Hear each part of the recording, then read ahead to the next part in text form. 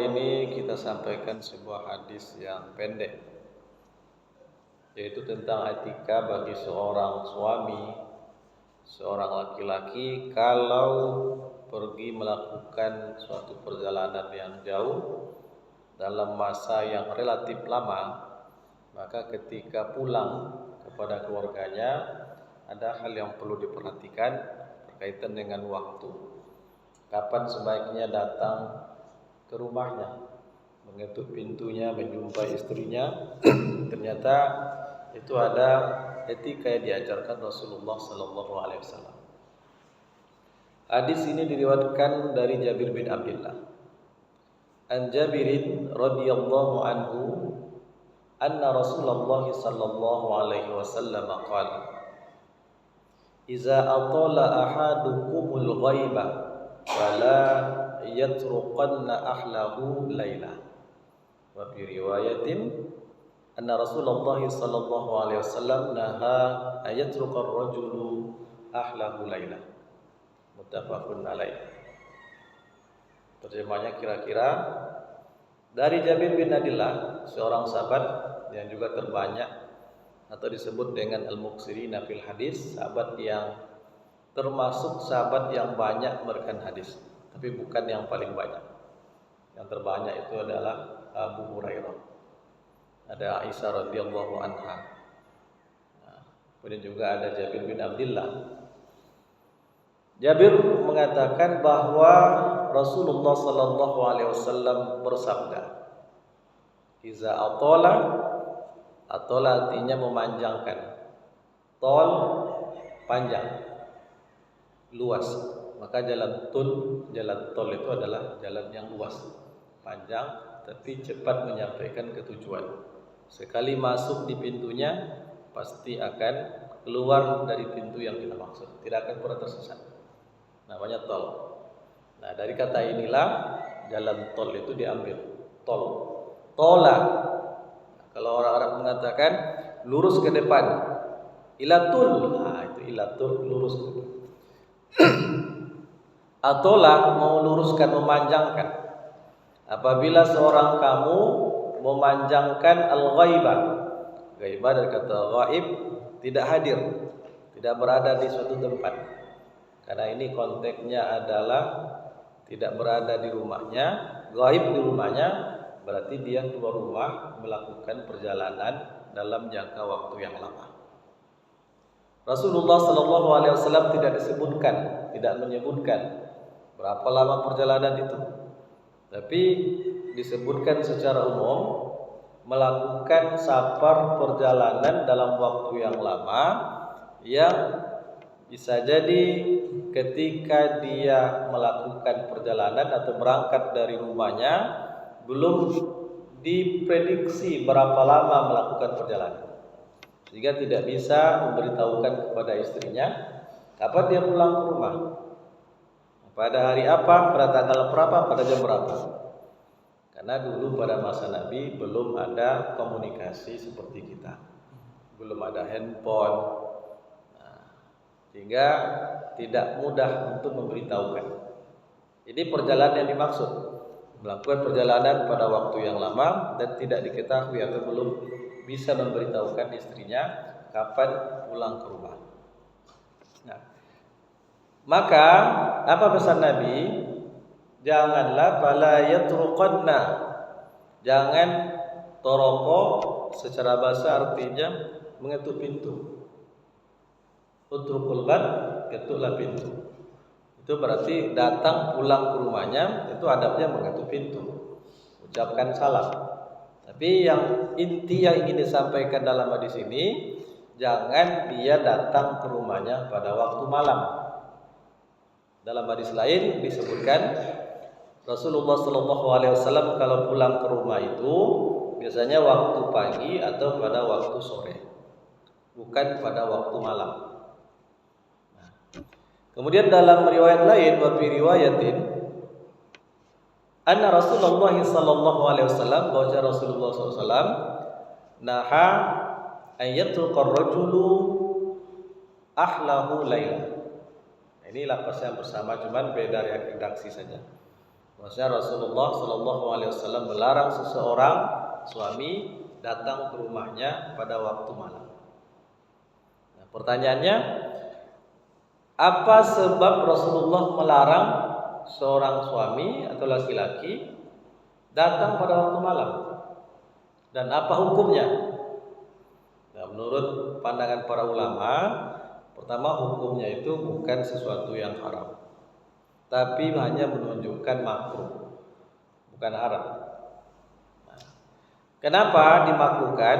Karena pada saat itu seorang suami yang pergi berjalan atau safar jauh belum bisa atau tidak bisa memberitahukan istrinya, sehingga kapan dia pulang tidak bisa dia beritahukan, sehingga sang istri tidak bersiap-siap untuk menyambut suaminya pulang.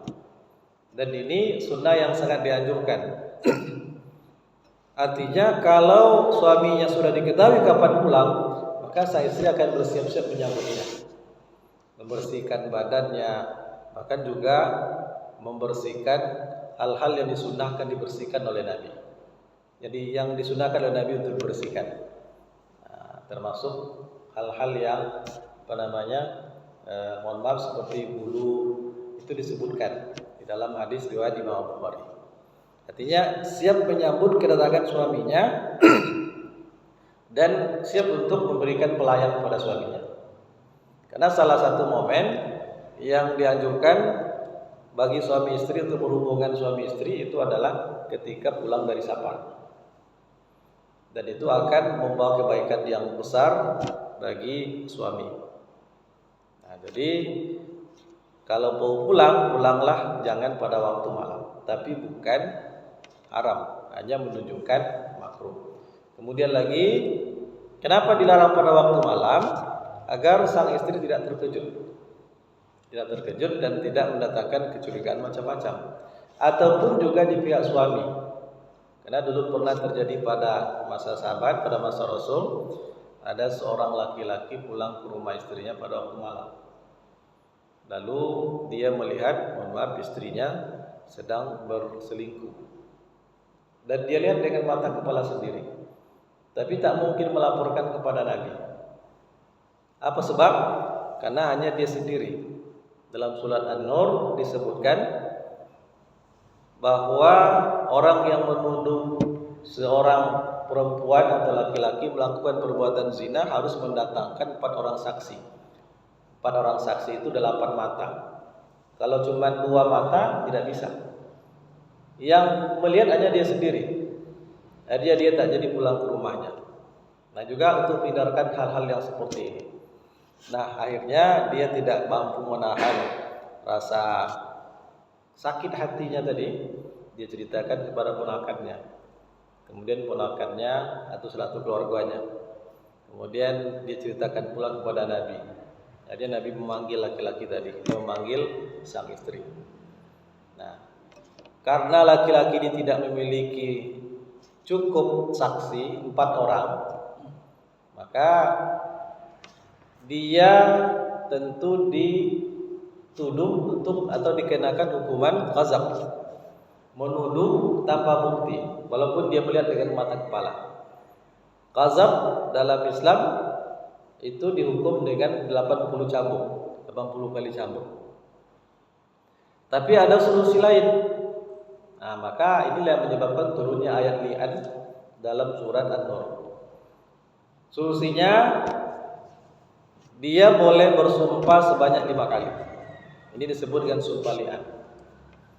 Dia bersumpah bahwa istrinya sudah melakukan perbuatan itu sebanyak 4 kali, dan sumpah yang kelima, dia rela menerima laknat dari Allah kalau dia berdusta.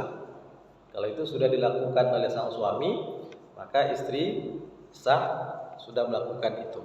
Artinya sudah cukup bukti untuk dia dirajam. Tapi sang istri diberikan hak membela diri dengan cara melakukan sumpah yang sama. Melakukan sumpah yang sama, dia bersumpah sebanyak 4 kali bahwa dia tidak melakukan itu dan suaminya berdusta. Kalau dia berdusta, dia rela menerima laknat dari Allah. Maka terjadilah sumpah laknat melaknat. Itu namanya sumpah li'an. Kalau subalian sudah terjadi, maka ditetapkan perceraian bagi keduanya untuk selama-lamanya. Nah, artinya hal itu terjadi karena sahabat tadi pulang pada waktu malam. Nah, jadi bukan berarti ada kelonggaran untuk melakukan perbuatan maksiat bagi istri yang ditinggalkan, tidak. Tapi ada kecenderungan Nabi untuk melarang jangan pulang pada waktu malam. Namun oleh para ulama ini berlaku pada momen tidak bisa memberitahukan kepulangan kepada sang istri. Tapi kalau seandainya dengan mudah ditelepon nanti pulang pukul sekian, itu tidak ada masalah. Artinya sang istri pun juga akan bersiap diri untuk menyambut kedatangan suaminya. Nah, jadi larangan ini kalau memang tidak bisa memberitahukan. Tapi kalau sudah bisa diberitahukan seperti zaman sekarang, maka ini tidak diberlakukan lagi atau tidak dilarang lagi. Namun walaupun demikian, tentu sebaik mungkin pulang ke rumah bagi yang berjalan jauh pada waktu siang, pada waktu pagi atau minimal pada waktu sore. Demikianlah sebuah hadis Nabi yang diriwayatkan oleh Imam Al-Bukhari dan Muslim muttafaqun alaih. Berarti di sini adalah hadis yang sahih. Mudah-mudahan bermanfaat. Nasrun minallahi wa fathun qarib wa basyiril mu'minin. Wassalamualaikum warahmatullahi wabarakatuh.